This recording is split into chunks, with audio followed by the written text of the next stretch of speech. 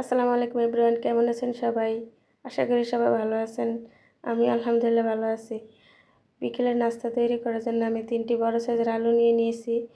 আর এই আলুটা একটু বড় বিধায় আমি এটাকে মাঝখান থেকে দুভাগ করে নিয়েছি। সবগুলো আলুর শেপ যাতে একই রকম হয় তাই আমি একই রকম কাটার জন্য চেষ্টা করছি। ফ্রেঞ্চ ফ্রাইটা আমার বাচ্চাদের খুবই পছন্দের একটা খাবার, সাথে চিকেন ভাজা। আমি এই আলুগুলোকে একই রকম শেপ দিয়ে নিয়েছি যাতে কোনোটা ভেঙে না যায়, কারণ এটাকে আমি 2 মিনিটের মতো সিদ্ধ করে নেব। আর এই সামান্য পরিমাণ লবণ দিয়েছি যাতে ভাজার পর লবণটা ঠিক থাকে। আর 2 মিনিট সিদ্ধ করার পর আমি এটা এখন পানিটা একদম শুকিয়ে নেব বাতাসের মধ্যে। পানিটা শুকিয়ে আসলে আমি এখন এটাকে মশলা দিয়ে রেডি করার জন্য সবগুলো একসাথে মিক্স করে নিব। আর এখানে আমি মশলা হিসেবে আদা রসুন দিয়েছি 1 চামচ করে, লবণ, ডিমের সাদা অংশ, টমেটো সস 2 চামচ, 1 টুকরো লেবু। আর এখানে আমি 1 চামচ গুঁড়া দুধ দিয়েছি, লাল গুঁড়ামরিচ, কর্নফ্লাওয়ার 2 চামচ, 4 চামচ ময়দা।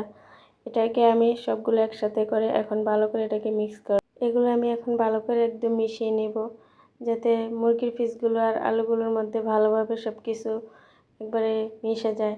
এখন আমি আগে মুরগির পিসগুলো ভেজে নিব। এগুলো আমি কিছুটা ডিপ ফ্রাই করে ভেজে নিব, কারণ বেশি একবারে পুরোটা ভেজে নিলে বেশি একটা মুসমুসে থাকবে না। তাই আমি এটাকে ডিপ ফ্রাই করে উঠে আবার এটাকে পুনরায় আমি ভাজবো। তাই আমি এটাকে বেশি না ভেজে উঠিয়ে নিয়েছি।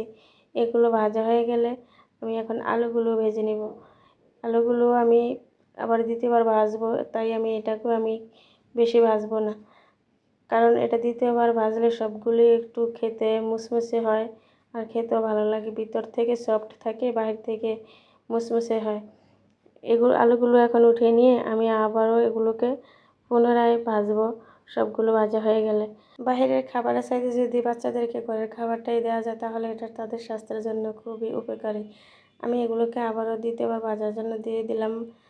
এটা আমি 2 থেকে 3 মিনিট ভেজে নিব, অত বেশি ভাজবো না। আর এগুলো দেখেন ভাজা হয়ে গেলে কতটা কালারটা কত সুন্দর এসেছে, আর খেতেও অনেকটা মুসমুসে হয়েছে। আর এই ফ্রেঞ্চ ফ্রাই চিকেনগুলো খাওয়ার জন্য আমি একটা সস রেডি করে নেওয়ার জন্য 2 টেবিল চামচ টমেটো সস, চিলি সস আর 2 চামচ মেয়োনিজ দিয়ে 2 চামচ সয়া সস দিয়ে আমি এটা রেডি করে নিব। আমার সসটাও তৈরি করা হয়ে গেল। আর এই রেসিপিটা যদি আপনাদের কাছে ভালো লাগে থাকে তাহলে ভিডিওটা লাইক, কমেন্ট, শেয়ার করবেন আর পুরো রেসিপিটা একবার দেখে যাবেন। কেউ না টেনে ভিডিওটা পুরো দেখবেন, তাহলে আপনারা বাসায় নিরাপদ খাবার তৈরি করতে পারবেন।